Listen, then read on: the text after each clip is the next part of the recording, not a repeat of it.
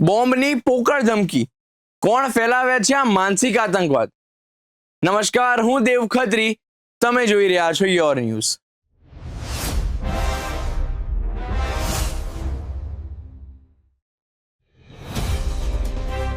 ગુજરાતમાં છેલ્લા કેટલાક સમયથી એક નવો આતંક ઉભો થયો છે.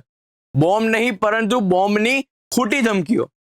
શાળા હોય, હોસ્પિટલ હોય, સરકારી કચેરી હોય કે કોર્ટ સંકુલ, અચાનક કોઈ નનામો ફોન આવે છે, કોઈ ભેદી ઈમેલ આવે છે અને આખું શહેર અંધાધૂંધીમાં ફસાઈ જાય છે. પ્રશ્ન એ છે, આ કોણ કરે છે? ઘણા કેસોમાં આ કામ કોઈ મોટા આતંકવાદી સંગઠનનું નથી હોતું. ક્યારેક કોઈક સાયબર શરારતી યુવક, ક્યારેક કોઈક વેરઝેર રાખનાર વ્યક્તિ, તો ક્યારેક માત્ર સોશિયલ મીડિયામાં મજા લેતો વિકૃત મનનો માણસ. પણ યાદ રાખો, આ મજા નથી, આ માનસિક આતંકવાદ છે. એક ખોટો ઈમેલ આવે છે અને તરત જ police, bomb squad, dog squad, fire brigade બધું તંત્ર દોડાદોડીમાં લાગી જાય છે.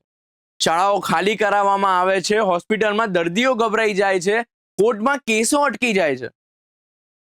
એક ખોટી ધમકીનો અર્થ શું? સરકારના લાખો રૂપિયા ખર્ચાય છે, પોલીસનો કિંમતી સમય બગડે છે અને પ્રજામાં ભય ફેલાય છે.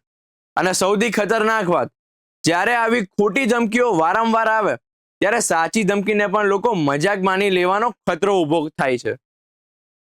આવા લોકો શું મેળવે છે? થોડી મિનિટની સસ્તી મજા, થોડુંક સોશિયલ મીડિયા અટેન્શન અથવા કોઈ વ્યક્તિગત બદલો.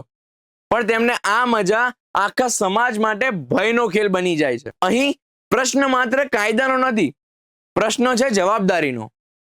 જે કોઈ આવી ખોટી બોમ્બ ધમકી આપે છે તેને માત્ર ગુનેગાર નહીં પણ સમાજનો દુશ્મન ગણવો જોઈએ.